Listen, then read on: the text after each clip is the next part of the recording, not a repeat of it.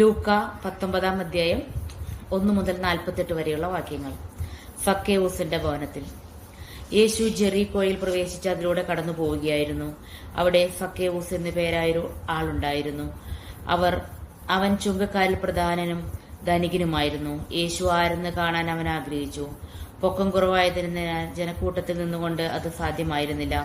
യേശുവിനെ കാണാൻ വേണ്ടി അവൻ മുമ്പേ ഓടി ഒരു സിക്കമൂർ മരത്തിൽ കയറിയിരുന്നു. യേശു അതിലെയാണ് കടന്നു പോകാനിരുന്നത്. അവിടെ എത്തിയപ്പോൾ അവൻ മുകളിലേക്ക് നോക്കി പറഞ്ഞു, സക്കേവൂസ്, വേഗം ഇറങ്ങി വരിക, ഇന്ന് എനിക്ക് നിന്റെ വീട്ടിൽ താമസിക്കേണ്ടിയിരിക്കുന്നു. അവൻ തിടുക്കത്തിൽ ഇറങ്ങിച്ചെന്ന് സന്തോഷത്തോടെ അവനെ സ്വീകരിച്ചു. ഇത് കണ്ടപ്പോൾ അവരെല്ലാവരും പിറുപിറുത്തു. ഇവൻ പാപിയുടെ വീട്ടിൽ അതിഥിയായി താമസിക്കുന്നല്ലോ. സക്കേവൂസ് എഴുന്നേറ്റ് പറഞ്ഞു, കർത്താവേ, ഇതാ എന്റെ സ്വത്തിൽ പകുതി ഞാൻ ദരിദ്രർക്ക് കൊടുക്കുന്നു. ആരോടെങ്കിലും വഞ്ചിച്ചെടുത്തിട്ടുണ്ടെങ്കിൽ 4 ഇരട്ടിയായി തിരിച്ചു കൊടുക്കുന്നു. യേശു അവരോട് പറഞ്ഞു, ഇന്ന് ഈ ഭവനത്തിന് രക്ഷ ലഭിച്ചിരിക്കുന്നു. ഇവനും അബ്രഹാമിന്റെ പുത്രനാണ്. നഷ്ടപ്പെട്ടു പോയതിനെ കണ്ടെത്തി രക്ഷിക്കാനാണ് മനുഷ്യപുത്രൻ വന്നിരിക്കുന്നത്. 10 നാണയത്തിന്റെ ഉപമ. അവൻ ഇത് കേട്ടുകൊണ്ടിരിക്കുമ്പോൾ അവൻ തുടർന്ന് ഒരു ഉപമ പറഞ്ഞു. കാരണം അവൻ ജെറുസലേമിൽ സമീപത്തായിരുന്നു. ദൈവരാജ്യം ഉടൻ വന്നു ചേരുമെന്ന് അവർ വിചാരിക്കുകയും ചെയ്തിരുന്നു. അവൻ പറഞ്ഞു, ഒരു പ്രഭു രാജപദവി സ്വീകരിച്ച് തിരിച്ചു വരാൻ വേണ്ടി ദൂരദേശത്തേക്ക് പോയി. അവൻ ഭൃത്യന്മാരിൽ 10 പേരെ വിളിച്ചു 10 നാണയം അവരെ ഏൽപ്പിച്ചുകൊണ്ട് പറഞ്ഞു, ഞാൻ തിരിച്ചു വരുന്നതുവരെ നിങ്ങൾ ഇതുകൊണ്ട് വ്യാപാരം ചെയ്യുവിൻ. അവന്റെ പുത്രന്മാർ അവനെ വെറുത്തിരുന്നു. ഈ മനുഷ്യൻ ഞങ്ങളെ ഭരിക്കുവാൻ ഞങ്ങൾ ഇഷ്ടപ്പെടുന്നില്ല എന്ന് നിവേദനവുമായി അവർ ഒരു പ്രതിനിധി സംഘത്തെ അവന്റെ പിന്നാലെ അയച്ചു. എന്നാൽ അവൻ രാജപദവി സ്വീകരിച്ച് തിരിച്ചു വന്നു. താൻ പണം ഏൽപ്പിച്ചിരുന്ന ഭൃത്യന്മാർ വ്യാപാരം ചെയ്ത് എന്തു സമ്പാദിച്ചുവെന്ന് അറിയുന്നതിന് അവരെ വിളിക്കാൻ അവർ കൽപ്പിച്ചു. ഒന്നാമൻ വന്നു പറഞ്ഞു, യജമാനനെ, നീ തന്ന നാണയം 10 കൂടി നേടിയിരിക്കുന്നു. അവൻ പറഞ്ഞു, കൊള്ളാം, നല്ലവനായ ഭൃത്യ, ചെറിയ കാര്യങ്ങൾ വിശ്വസ്തനായിരിക്കുന്നതുകൊണ്ട് 10 നഗരങ്ങളുടെ മേൽ നീ അധികാരിയായിരിക്കും. രണ്ടാമൻ വന്നു പറഞ്ഞു, യജമാനനെ, നീ തന്ന നാണയം 5 കൂടി നേടിയിരിക്കുന്നു. യജമാനൻ അവനോട് പറഞ്ഞു, 5 നഗരങ്ങളുടെ മേൽ നീ അധികാരിയായിരിക്കും. വേറെ ഒരുവൻ വന്നു പറഞ്ഞു, യജമാനനെ, ഞാൻ തുണിയിൽ പൊതിഞ്ഞ് സൂക്ഷിച്ചിരിക്കുന്നു. ഈ നാണയം ഇതാ. നിന്നെ എനിക്ക് ഭയമായിരുന്നു, കാരണം നീ കർക്കശം വെക്കാതെ എടുക്കുന്നവനും വിതയ്ക്കാത്തത് കൊയ്യുന്നവനുമാണ്. അവൻ പറഞ്ഞു, ദുഷ്ടഭൃത്യ, നിന്റെ വാക്കുകൊണ്ട് തന്നെ നിന്നെ ഞാൻ വിധിക്കും.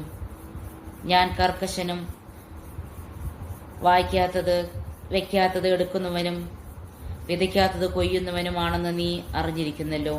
പിന്നെ നീ എന്തുകൊണ്ട് പണമിടപാടുകാരെ എന്റെ പണം ഏൽപ്പിച്ചില്ല? എങ്കിൽ ഞാൻ മടങ്ങി വന്നപ്പോൾ പലിശയോടുകൂടി അത് തിരിച്ചു വാങ്ങാമായിരുന്നില്ലേ? അവൻ ചുറ്റും നിന്നവരോട് പറഞ്ഞു, അവനിൽ നിന്ന് ആ നാണയം എടുത്ത് 10 നാണയമുള്ളവന് കൊടുക്കുക. അവർ അവനോട്, യജമാനനെ, അവന് 10 നാണയമുണ്ടല്ലോ എന്ന് പറഞ്ഞു. ഞാൻ നിങ്ങളോട് പറയുന്നു, ഉള്ളവന് കൊടുക്കപ്പെടും, ഇല്ലാത്തവനിൽ നിന്നുള്ളതുപോലും എടുക്കപ്പെടും. ഞാൻ ഭരിക്കുന്നത് ഇഷ്ടമല്ലാതിരുന്ന എന്റെ ശത്രുക്കളെ ഇവിടെ കൊണ്ടുവന്ന് എന്റെ മുൻപിൽ വെച്ച് കൊന്നുകളയുവിൻ. ജെറൂസലേമിലേക്ക് രാജകീയ പ്രവേശനം. അവൻ ഇത് പറഞ്ഞതിന് ശേഷം ജെറൂസലേമിലേക്കുള്ള യാത്ര തുടർന്നു. ഒലിവുമലയ്ക്ക് അരികെയുള്ള ബത്ഫഗ, ബഥാനിയ എന്നീ സ്ഥലങ്ങളെ സമീപിച്ചപ്പോൾ അവൻ 2 ശിഷ്യന്മാരെ പ്രകാരം നിർദ്ദേശിച്ചയച്ചു. എതിരെ കാണുന്ന ഗ്രാമത്തിലേക്ക് പോകുവിൻ. അവിടെ ചെല്ലുമ്പോൾ ആരും ഒരിക്കലും കയറിയിട്ടില്ലാത്ത ഒരു കഴുതക്കുട്ടിയെ കെട്ടിയിരിക്കുന്നത് കാണും. അതിനെ അഴിച്ചു കൊണ്ടുവരിക. നിങ്ങൾ അതിനെ അഴിക്കുന്നത് എന്തെന്ന് ആരെങ്കിലും ചോദിച്ചാൽ കർത്താവിന് അതിനെ കൊണ്ട് ആവശ്യമുണ്ട് എന്ന് പറയുക. അയക്കപ്പെട്ടവർ പോയി യേശു പറഞ്ഞതുപോലെ കണ്ടു. അവർ കഴുതക്കുട്ടിയെ അഴിക്കുമ്പോൾ അതിന്റെ ഉടമസ്ഥർ അവരോട്, നിങ്ങൾ എന്തിനാണ് കഴുതക്കുട്ടിയെ അഴിക്കുന്നത് എന്ന് ചോദിച്ചു. കർത്താവിന് ഇതിനെ കൊണ്ട് ആവശ്യമുണ്ട് എന്നവർ പറഞ്ഞു. അവർ അതിനെ യേശുവിന്റെ അടുക്കൽ കൊണ്ടുവന്നു. തങ്ങളുടെ വസ്ത്രങ്ങൾ കഴുതക്കുട്ടിയുടെ പുറത്ത് വിരിച്ചു. അവർ യേശുവിനെ ഇരുത്തി. അവൻ കടന്നു പോകുമ്പോൾ അവർ വഴിയിൽ തങ്ങളുടെ വസ്ത്രങ്ങൾ വിരിച്ചു. അവൻ പട്ടണത്തിനടുത്ത് ഒലിവുമലയുടെ ചെരുവിന് സമീപത്തെത്തിയപ്പോൾ ശിഷ്യഗണം മുഴുവൻ സന്തോഷിച്ച് തങ്ങൾ കണ്ട എല്ലാ അത്ഭുത പ്രവൃത്തികളെയും പറ്റി ഉച്ചത്തിൽ ദൈവത്തെ സ്തുതിക്കാൻ തുടങ്ങി. കർത്താവിന്റെ നാമത്തിൽ വരുന്ന രാജാവ് അനുഗ്രഹീതൻ, സ്വർഗത്തിൽ സമാധാനം, അത്യുന്നതങ്ങളിൽ മഹത്വം എന്ന് അവർ ആർത്തു വിളിച്ചു. ജനക്കൂട്ടത്തിൽ ഉണ്ടായിരുന്ന ചില ഫെരീസിയർ അവനോട് പറഞ്ഞു, ഗുരു, നിന്റെ ശിഷ്യന്മാരെ ശാസിക്കുക. അവൻ പ്രതിവചിച്ചു, ഇവർ മൗനം ഭജിച്ചാൽ ഈ കല്ലുകൾ ആർക്ക് വിളിക്കുമെന്ന് ഞാൻ നിങ്ങളോട് പറയുന്നു. അവൻ അടുത്തു ചെന്ന് പട്ടണം കണ്ടപ്പോൾ അതിനെക്കുറിച്ച് ലഭിച്ചുകൊണ്ട് പറഞ്ഞു, സമാധാനമുള്ള മാർഗങ്ങൾ ഈ ദിവസങ്ങളിലെങ്കിലും നീ അറിഞ്ഞിരുന്നെങ്കിൽ. എന്നാൽ അവ ഇപ്പോൾ നിന്റെ ദൃഷ്ടിയിൽ നിന്നും മറയ്ക്കപ്പെട്ടിരിക്കുന്നു. ശത്രുക്കൾ നിനക്ക് ചുറ്റും പാളയമടിച്ചു നിന്നെ വളയുകയും എല്ലാ ഭാഗത്തു നിന്നും നിന്നെ ഞെരുക്കുകയും ചെയ്യുന്ന ദിവസങ്ങൾ വരും. നിന്നെയും നിന്റെ മക്കളെ നശിപ്പിക്കുകയും നിന്നിൽ കല്ലിന്മേൽ കല്ല് ശേഷിപ്പിക്കാതിരിക്കുകയും ചെയ്യും. എന്തെന്നാൽ നിന്റെ സന്ദർശന ദിനം നീ അറിഞ്ഞില്ല. ദേവാലയ ശുദ്ധീകരണം. അനന്തരം അവൻ ദേവാലയത്തിൽ പ്രവേശിച്ച് അവിടെ കച്ചവടം നടത്തുന്നവരെയും പുറത്താക്കാൻ തുടങ്ങി. അവൻ അവരോട് പറഞ്ഞു, എന്റെ ആലയം പ്രാർത്ഥനാലയം എന്ന് എഴുതപ്പെട്ടിരിക്കുന്നു, നിങ്ങളോ അതിനെ കവർച്ചക്കാരുടെ ഗുഹയായി മാറ്റിയിരിക്കുന്നു.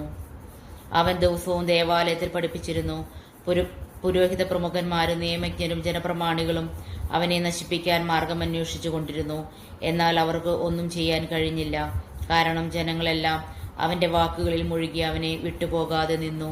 ദൈവമേ, സ്തുതിക്ക് യോഗ്യമാവുന്നു. ബാറയ്ക്കുമോ.